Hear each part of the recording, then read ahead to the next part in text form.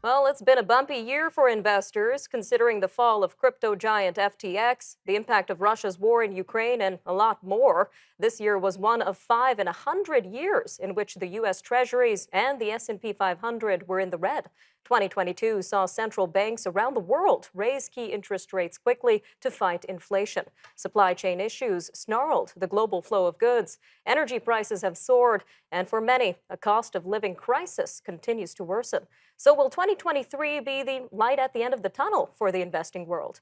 Well, joining us now to give us more insight into this is Brendan Caldwell, director at Caldwell Securities Limited. Brendan, welcome back to Forum Daily. Happy New Year, Nima. It's good to be here. Looking forward to whatever the new year brings. Me too, me too. Now, in terms of this previous year that we're about to say goodbye to, can you walk us through the major events of 2022 when it comes to the world of investing? Well, I'm going to walk you through all the major events. I think you did a pretty good summary, but if there was one that I would add to it, or at least emphasize, it's interest rates. Interest rates, when it comes to investing, really are the determining factor. And the world had been coasting along on interest rates levels so low that no one had ever seen them before. 0, 1%, 2%. Interest rates had never been that low for any protracted period of time. And so to see interest rates beginning to normalize, to go back up to levels that at least history records, so what is a 5-year mortgage now? 5 something percent. That historically isn't a big number, but from what we've been used to, that has been a big number, and it's having a tremendous effect on everything from stock markets to the housing market to, as you pointed out, people's ability to afford the cost of living. And in addition to these interest rates, what other events stood out most to you in this year, 2022, in terms of the world of investing, Brendan? Oh, well, I think that, psychologically, the war in Ukraine has probably had the biggest effect. You would have thought, and my eldest daughter said to me a couple of years ago that her generation was holding on through COVID because they anticipated that this would be the roaring 20s once COVID was over. Where good times and parties and love, joy, peace, and Woodstock.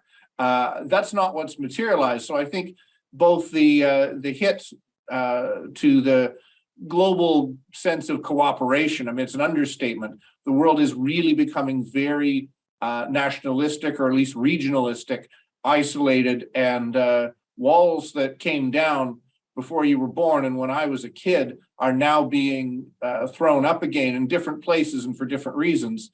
But that reversal of globalization will probably have the longest and most profound lasting impact on the economy of the next generation. Indeed. Now, switching gears to a look at the future, we know we're just a few days away from 2023. Any predictions for the new year, Brendan? Maybe any positive predictions? Well, I think that the interesting similarities that we've been through over the last little while has been to the year 2000.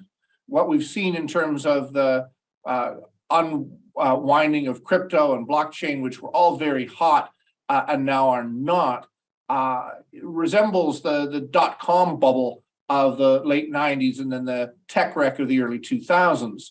So you flash forward 20 and a bit years, I think that one can look through the rubble, as one could have done 20 odd years ago, and look for how the world will actually evolve from here. Because out of this rubble of crypto and Bitcoin and other technology stocks, there will be the technologies that do fuel the next generation. I do think that blockchain will be, in some form or other, a dominant, an important way, at least, that financial and other transactions take place. So somewhere in that rubble, I think there are going to be some great opportunities. So I think one can look back helpfully to the 2000s, but look forward optimistically, knowing that something good will come out of all that's fallen down in the last 12 months. All right, Brendan, a quick 30 seconds left here, but if you could give investors one piece of advice when it comes to preparing for this upcoming new year, what would it be? I would do 3 things. As Syrio Forel from Game of Thrones said, look with your eyes. And unless you have eyes in the back of your head, you need to be looking forward. To that end, pay down your debts, fix any floating rate loans that you have, and start a monthly contribution plan.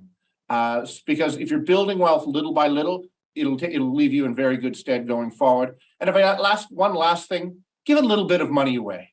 You will feel better about yourself, your situation, and the world around you if you find someone or something to which you can contribute on a charitable basis.